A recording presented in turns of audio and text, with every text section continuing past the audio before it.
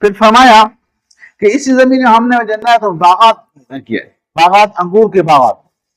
इनाबन की जमा अनाब इनाबन आती है, यानी अंगूर पैदा किए, नखैल जो है खजूर, खजूर पैदा किए, और ज़रअ ये जो है खेती बाड़ियाँ खेती हैं ये भी हमने जमीन में ही पैदा की।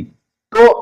जमीन एक है, उसमें खेती बाड़ी हो रही है, जमीन है उसमें दरख्त भी हो रहे हैं, जमीन है और जो दरख्त है वो मुख्तलिफ तरह खजूर के भी हैं, अंगूर के भी हैं और दूसरे मेवात के भी दरख्त हैं। फिर फरमाया सिनवान हो गए, सिनवान, सिनवान कहते हैं उस दरख्त को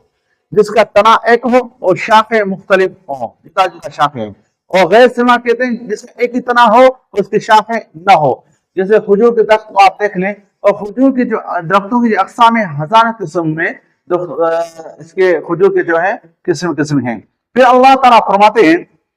इसका वाहिद, तो कैसे जुदा जुदा है, अंगूर के दरख्त हैं, आम के दरख्त हैं, जैतून के दरख्त है, फिर खेती है, फिर खेती तरकारी वगैरह है, फिर हर एक का जो है जुदा उगने का जुदा जुदा कैफियत है, लेकिन इसका वाहिद, हम इन सबको एक ही पानी से उगाते हैं। चीजें मुख्तलिफ हैं लेकिन जिस चीज से उगते हैं, जिससे वो ताकत पकड़ते हैं, तो ये जो वो पानी है और पानी सबको एक जैसा मिलता है।